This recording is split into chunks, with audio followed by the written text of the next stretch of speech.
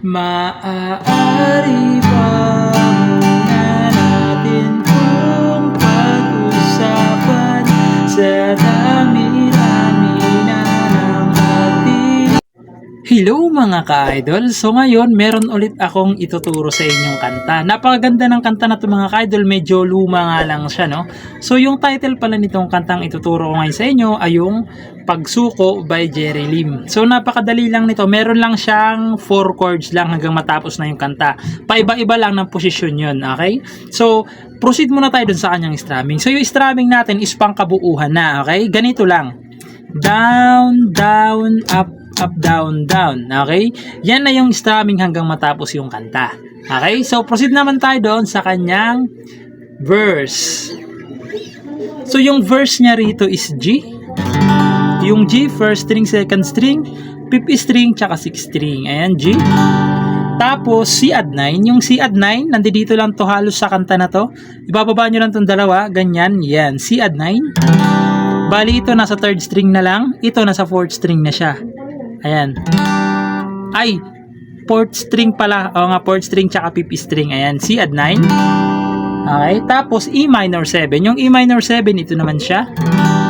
Para kayong naka E minor na nakaipit lang tong dalawa. Ayan, bali ito yung sa E minor 7. Fifth string lang tsaka fourth string. Ayan, E minor 7. Sunod, D over F sharp. Yung D over F sharp, bali ito ipitin yung third string dito, third string. Tapos ito, sixth string naman. Ayan, D over F sharp. Yan yung D over F sharp natin mga ka-idol. Ayan. So, i-demo ko ulit yung chords. G, C add 9, E minor 7, D over F sharp. Okay? Yung mga chords na yan is 4 na beses yung gagawin sa verse. Okay? 4 na beses.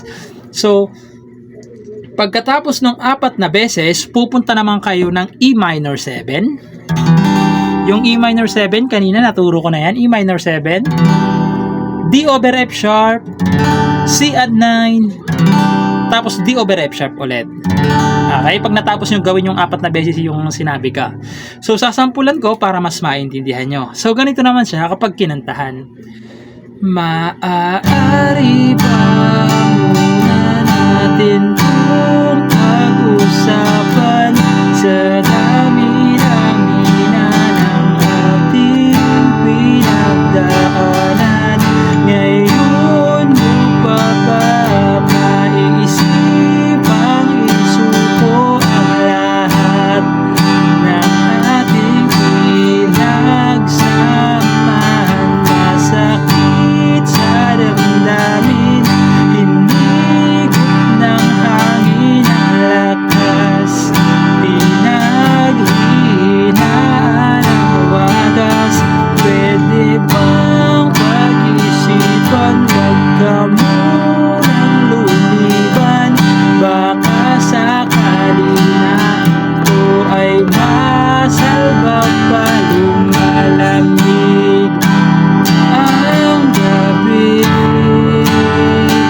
hindi na tulad ng dati. May pag-asa pa ba? So, then napapasok yung chorus. Okay? So, proceed na tayo doon sa kanyang chorus. So, yung chorus niya naman mga ka-idol is G, D over F sharp. Ayan, naturo ko naman na.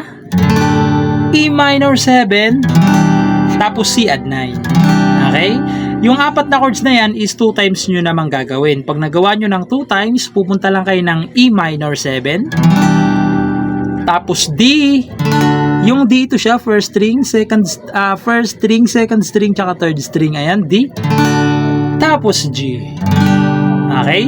So, sasampulan ko yung chorus para mas maintindihan nyo. So, ganito naman siya kapag kinantahan. May pag-asa pa ba kung susuko ka na? Larawan mo ba'y lulukutin ko na? Sa hirap at ginawa, tayo ay nagsama. Damdamin mo'y tila'y napagod na. Ikaw at ako ay